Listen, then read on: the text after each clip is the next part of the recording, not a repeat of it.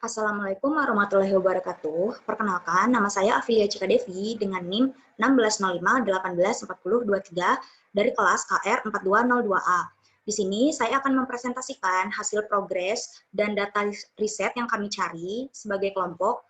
Saya sendiri dari kelompok E yang terdiri dari anggotanya yaitu Cica Paramita, Febrinola Susanto, dan juga Novi Arisena. Di sini kami meriset embroidery terutama berfokusnya kepada sulam. Baiklah, saya akan lanjut ke slide selanjutnya. Untuk sulaman sendiri, begitu banyak jenisnya, ada sekitar 152 sulaman. Namun, di sini saya hanya akan membahas beberapa sulaman yang paling banyak diaplikasikan dan digunakan oleh desainer pada karya-karya mereka.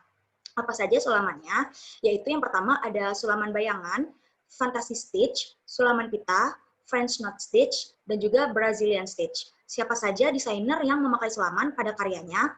Yang pertama, ada Alice Archer, dia menggunakan sulaman pada karyanya dan ditampilkan di London Fashion Week Spring Summer 2019 dengan nama koleksi Alice Archer Prairie. Lalu ada Maria Grazia Chiuri, karyanya ditampilkan di Dior Spring Summer 2020. Lalu ada Leni Agustin, dia adalah seorang fashion designer Indonesia. Karyanya ditampilkan pada Indonesia Fashion Week 2015. Lalu yang terakhir ada Pier Paolo Piccioli, dan karyanya ditampilkan pada Valentino Resort 2015. Nah, kapan sih teknik embroidery ini muncul pertama kali? Teknik embroidery ini muncul pertama kali pada abad ke-15, yaitu pada 330 Masehi, maaf. Namun, teknik embroidery ini termasuk ke dalam barang-barang mewah pada zaman itu. Jadi, hanya orang-orang tertentu yang bisa memakai teknik embroidery pada pakaiannya. Lalu pada abad ke-16, teknik embroidery masuk ke Indonesia yang dibawa oleh pengaruh Tionghoa. Namun pada saat itu juga tetap hanya orang-orang yang memiliki kasta tinggi seperti orang kerajaan yang bisa memakai teknik embroidery tersebut. Lalu selanjutnya masuklah yang dinamakan dengan teknik hias pada embroidery. Kapan teknik itu masuk? Pada abad ke-17 dan dibawa oleh Belanda. Selanjutnya, di mana saja embroidery bisa diaplikasikan? Sebenarnya embroidery dapat diaplikasikan pada semua media yang memiliki dataran yang flat, seperti kaos kaki, tas, selimut, spray, sarung bantal. Namun di sini kalau pada produk fashion, itu banyak desainer yang mengaplikasikannya pada dress, blus, baju, one set, ada juga yang menggunakan teknik embroidery atau sulaman pada dekoratif di bajunya, seperti pada gambar keempat. Ada juga yang mengaplikasikannya pada tas. Untuk gambar yang terakhir yang berwarna biru, dia menggunakan teknik embroidery yang bernama teknik embroidery khusus. Di situ dia menggunakannya untuk dibuat menjadi aksesoris. Ada gelang, anting, dan juga kalung. Nah, bagaimana sih cara merawat embroidery? Semua tipe embroidery itu harus disimpan di tempat yang datar dan jauh dari jangkauan matahari.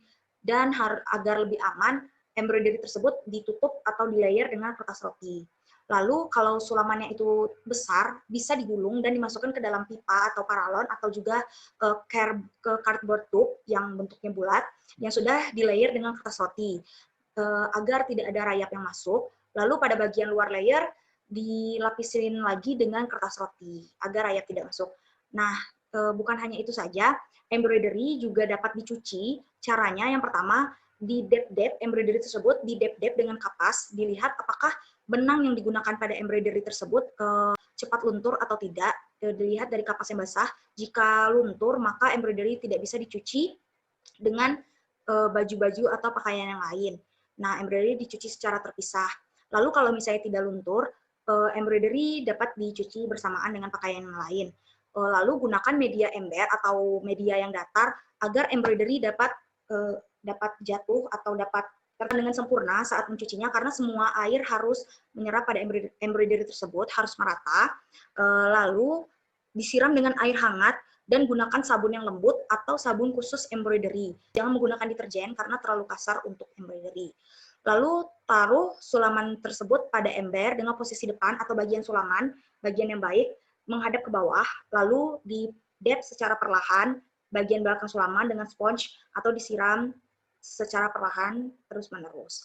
Lalu setelah semuanya lakukan, bilas embroidery tersebut dengan air dingin agar sisa-sisa sabun hilang. Lalu taruh embroidery pada tempat yang datar, di mana bagian depan atau bagian embroidery, bagian yang baiknya, menghadap ke atas, dan keringkan dengan handuk atau sponge, lalu biarkan hingga kering. Jangan ditaruh di bawah sinar matahari, karena dapat merusak benang dari embroidery, dapat mengubah warna, dan juga dapat menyusutkan embroidery. Nah, setelah itu, kenapa kelompok kami atau saya memilih teknik utamanya, teknik embroidery atau sulaman? Karena embroidery ditinjau dari sejarah atau sulaman adalah jenis kerajinan hias yang paling sederhana dan dapat diaplikasikan pada setiap atau jenis-jenis karya. Dan juga materialnya mudah didapatkan, hanya menggunakan benang dan jarum, lalu ditusukkan ke dalam kain, sehingga menciptakan motif yang bisa disebut dengan tusuk hias. Siapa saja desainer yang menggunakan teknik embroidery? Yang pertama ada Maria Grazia Chiuri. Di sini Maria menggunakan teknik embroidery pada karyanya. Dia untuk konsepnya sendiri, dia terinspirasi oleh salah satu foto arsip keluarga Dior. Dia melihat foto saudari Christian Dior, yaitu Catherine Dior, sedang berada di taman bunga keluarga Dior. Lalu Maria terinspirasi oleh bunga-bunga yang ada di foto tersebut. Namun Maria juga menjelaskan dia tidak hanya ingin berfokus terhadap bunga-bunga yang ada di foto tersebut, namun pada konsepnya dia juga ingin mengembangkan apakah manusia pada zaman sekarang masih bisa hidup berdampingan dengan alam. Apakah masih memungkinkan? Nah, Maria akhirnya memilih bunga-bunga yang ada di gambar atau foto Catherine Dior dan dia aplikasikan kepada karyanya. Lalu ada Pier Paolo Piccioli. Untuk desainer ini sendiri, dia terinspirasi dari salah satu pelukis dan artis dari Meksiko, yaitu Frida Kahlo. Desainer ini kagum dengan semangat dan keberanian Kahlo. Piccioli mengatakan dia mengagumi Frida Kahlo yang bisa hidup dengan mengikuti skema dan aturan hidupnya sendiri. Untuk Alice Archer, dia terinspirasi oleh padang rumput Amerika yang dibangkitkan dalam novel Willa Catcher, Prairie Trilogy, O Pioneers pada tahun 1913, dan juga The Song of the Lark 1915, dan My Antonia 1918. Juga dalam lukisan Christina Ward, karya Andre Wade, menggambarkan wanita yang mengenakan pakaian yang kuat tetapi lembut, yang menyukai dan merasa terhubung dengan alam. Selanjutnya ada desainer Indonesia, yaitu Leni Agustin. Karya dia sendiri sangat menarik ya, karena terinspirasi oleh motif Kalimantan dengan desain yang dihadirkan sangat unik bergaya funky Harajuku, namun tetap mengeluarkan ciri khas busananya, yaitu yang cheerful, girly, dan colorful. Untuk sulaman sendiri, dia di sini menggunakan sulaman Swedish, yaitu sulaman yang bervolume dan timbul. Lalu untuk kesimpulan hasil observasi produk, Maria sendiri untuk material dia memilih natural fiber karena sesuai dengan kampanye-nya, yaitu adalah apakah kita masih bisa hidup berdampingan dengan alam. Jadi dia memilih natural fiber, yaitu ada cotton linen, wool, silk, dan juga dia menggunakan raffia tree fibers atau daun raffia. Lalu untuk warna sendiri, dia memilih warna yang natural. Jadi dia tidak memakai warna-warna yang biasanya ada di bunga, yang seperti pink, biru, atau kuning. Dia lebih memilih warna yang natural agar sesuai dengan konsepnya. Dia memilih warna coklat, krim, black and white, dan juga hitam. Untuk tekniknya, Maria menggunakan sulaman dekoratif, sulaman bayangan, feathered chain, fantasy stitch, dan juga eco printing.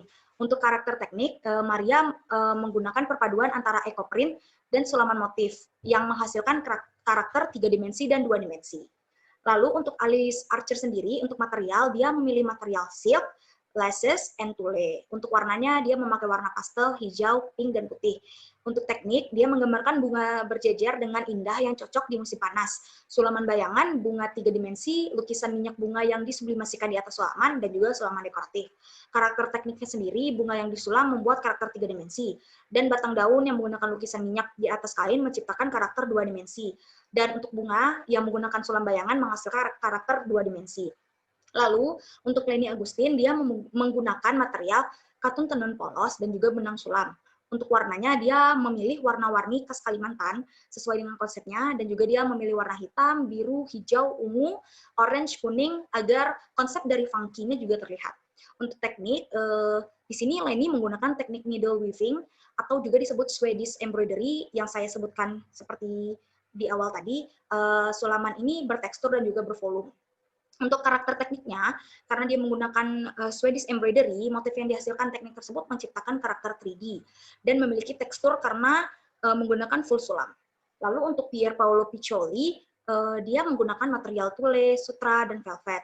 Untuk warnanya, dia memilih warna kuning, merah muda, hijau keli, dan warna koral. Untuk tekniknya, dia menggunakan sulaman kamuflase, applique, atau juga sulaman hias dengan cara memotong kain, lalu ditempelkan pada kain. Berbeda dengan perca ya. Lalu untuk karakter tekniknya, Pierre di sini hasil dari tekniknya itu menjadi kamuflase 3D dan teknik applique menghasilkan atau applique menghasilkan karakter 2 dimensi. Untuk simpulan karakter tekniknya dari yang kami riset yaitu banyak para desainer ini banyak menghasilkan karakter 3 dimensi pada karyanya. Namun ada juga ditemui di desain mereka beberapa karakter 2 dimensi dengan pengaplikasian sulam bayangan dan di eco printing, sublim kain, dan applique teknik. Baiklah, untuk konsepnya sendiri, kami ingin menekankan masalah beauty standar. Tidak hanya di Indonesia, namun juga di dunia. Yang seperti kita tahu, beauty standar yang ada di Indonesia atau di dunia, yaitu harus putih, glowing, kulitnya bersih, dan juga memiliki bibir yang berwarna pink, hidung mancung, alis yang tebal. Namun, di sini kami ingin menjelaskan bahwa beauty standar tidak sesempit itu. Beauty standar itu sebenarnya tidak ada standar kecantikan. Cantik bisa dari mana saja, terutama dari hati. Jika seseorang itu pede dan memiliki hati yang baik, maka dia akan terlihat cantik. Di sini dapat terlihat pada gambar mood board kami ingin menekankan bahwa beauty standar itu tidak hanya sebatas yang disebutkan seperti di awal. Di sini dapat terlihat ada vitiligo, kulit yang berjerawat, kulit bertekstur, perbedaan warna kulit, itu cantik. Semua yang diciptakan itu cantik. Jadi tidak ada standar kecantikan. Standar kecantikan harusnya sudah dihapuskan. Karena menurut kelompok kami atau hasil riset kami, cantik itu bermula dari hati, dari kebaikan, dan juga dari rasa percaya diri. Lalu seperti yang terlihat di sini, kecantikan telah begitu lekat dengan penampilan fisik, dan sayangnya kecantikan malah dijadikan sebuah ajang pembanding untuk menetapkan sebuah batasan tersendiri. Persepsi tersebut muncul karena adanya emosi, motivasi, kognisi, pemikiran, dan pembelajaran secara bersamaan, sehingga standar kecantikan dijadikan patokan untuk mengukur keelokan seseorang. Hal tersebut menginspirasi kami untuk memilih konsep ini. Kami ingin mengedukasi dan menyatakan bahwa semua wanita itu cantik, semua orang itu cantik, semua orang itu memiliki keunikan masing-masing. Tidak perlu untuk memenuhi standar kecantikan yang ditetapkan oleh orang lain agar mendapat sebuah pengakuan.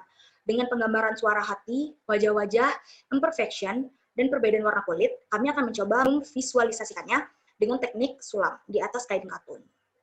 Untuk pemilihan color scene-nya sendiri, kami memilih warna-warna earth tone sesuai dengan gambar yang ada di moodboard. Material yang kami gunakan, material utamanya yaitu ada kain katun berwarna broken white, lalu kami menggunakan benang DMC. Benang DMC-nya kami akan memilih warna sesuai color scheme. Lalu untuk material pendukungnya, kami menggunakan kain organza, beads, kain tile, kain perca. Kain perca ini sendiri rencananya akan kami gunakan untuk penggambaran atau pemvisualisasian vitiligo. Vitiligo di situ kami akan menggunakan kain perca. Untuk alatnya sendiri, kami menggunakan jarum sulam dan juga embroidery hoops. Sekian presentasi dari saya. Maaf bila saya banyak salah kata. Wassalamualaikum warahmatullahi wabarakatuh.